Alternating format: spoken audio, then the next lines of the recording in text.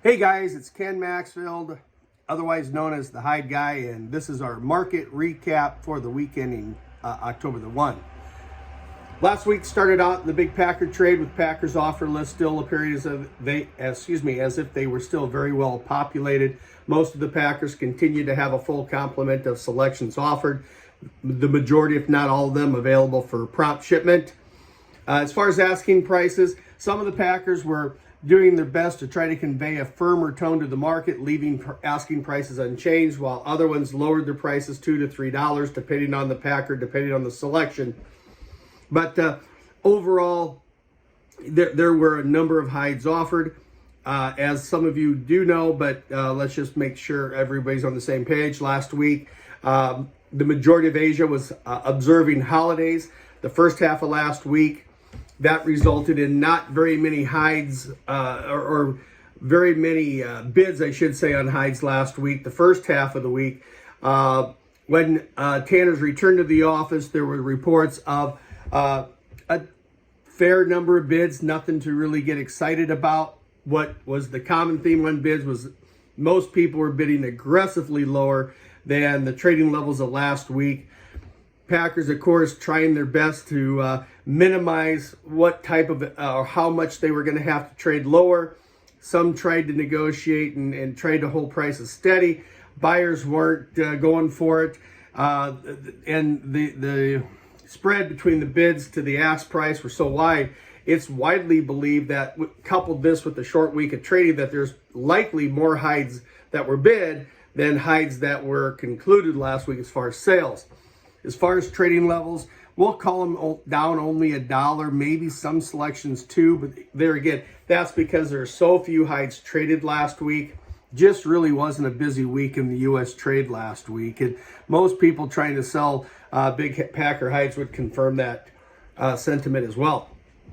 On the cow hides, offer lists were steady with last week as far as the number of hides offered. Some producers actually had a few less hides offered. We've been sharing and hearing from some of our sources that, little better interest on cows the past couple of weeks. That's enabled these producers to maybe not have to be as aggressive on their sales. So again, the holidays in Asia took a toll on interest the first half of the week. When the buyers came back, they were like big Packer hides, they were trying to bid the market down lower. A lot of producers were digging their heels in, refusing to trade it aggressively lower. Some may be willing to take $1 less than their last trade, depending on the selection. But overall, producers as a group seemed like they wanted to hold that market steady and appeared to have enough hides sold that they were able to keep things relatively unchanged. So we're going to surmise it as a kind of a two-tiered market in the States last week. Big Packer hides still under pressure. Cow hides looking like maybe they're getting somewhere near a bottom end of the trading range. So good news for those selling cow hides. As far as the knock last week, we can share with you that, as we suspected, it was a little lower, 637,000. It was 641 the week before. The big thing to note is last year it was 664,000. And a lot of people say, well, wait, if the beef demand is so good, how come it's so much lower than last year? That's because Packers can't get enough people in the door to work. If they had more people available to them, they could run longer, run harder, and we would probably see at least levels equal to last year. But because of labor, you're seeing a little bit smaller numbers than this time last year. So keep that in mind. Overall, we're still 800,000 plus ahead of last year's pace, about 3.3%. We suspect, because of the labor shortages in the United States, that trend's probably going to continue. So that 3.5% higher, we're going to drift down and be a little bit lower as we go forward. So something to keep in mind there. Excuse me. As the export report last week really wasn't nothing to write home about. It was disappointing, to be honest with you. Wet salted sales at 285,000. That's about 80,000 lower than the week prior. Shipments were miserable on wet salt at 213,000. That's about 130,000 lower than the week prior. Wet blue sales are almost unchanged at 130. It's down 12, while shipments were down about 22,000.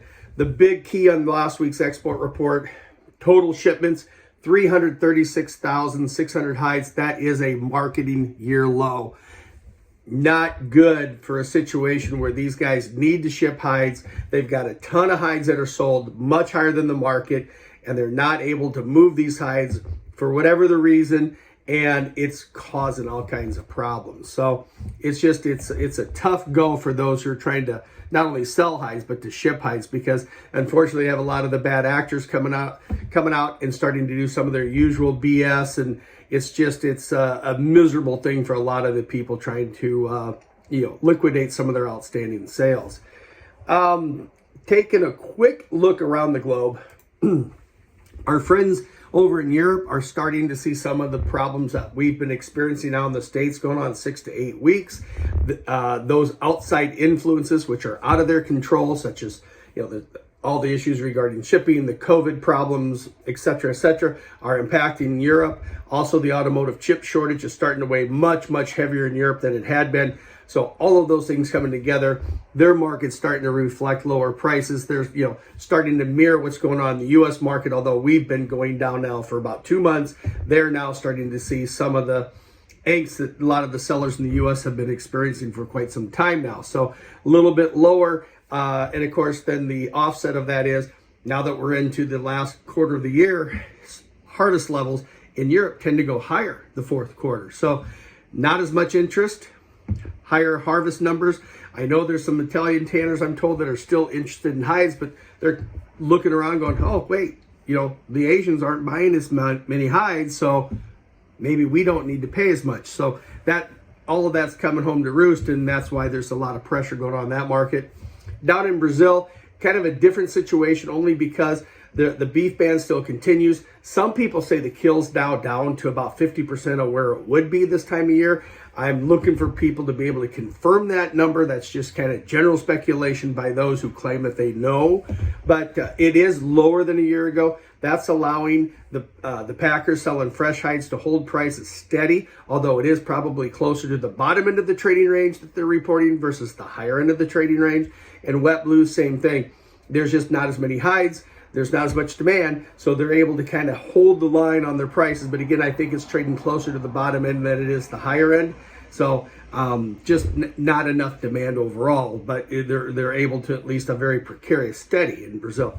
In Australia, the harvest levels continue at unseasonably low levels, again because of COVID issues. Live cattle prices are at record levels. Packers are getting their bottoms kicked as far as profitability, because they're paying so much for cattle because there's been more than enough rain. Farmers are holding onto their cattle.